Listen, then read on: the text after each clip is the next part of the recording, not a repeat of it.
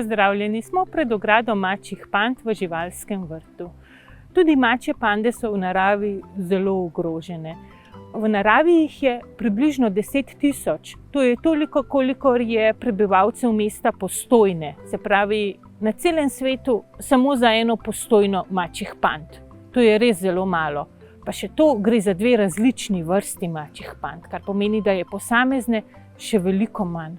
Kaj pa ogroža mačje pande? Najbolj jih ogroža spreminjanje narave, izsekavanje bambusovih gozdov, ki je njihov osnovni življenjski prostor in tudi hrana. Osnovna hrana njihov je bambus. Se pravi, kot bi živeli v svoji hrani, v bambusovem gozdu. Zakaj pa ljudje izsekavajo bambusove gozdove? Za njive, za mesta, za ceste, skratka za svoje bolj lagodno življenje.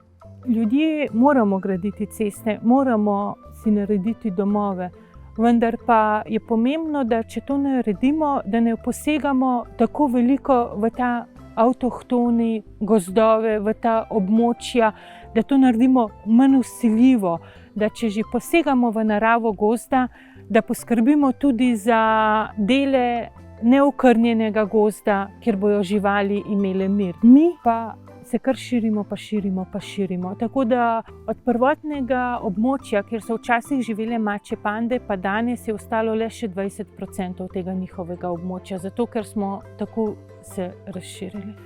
Včasih se s kakšnimi majhnimi spremembami, samo s malenkost spremenjeno potjo, spremembo ceste, spremembo lokacije, tovarne, da že veliko narediti. Kaj pa lahko tukaj v Sloveniji naredimo za zaščito mačjih pand?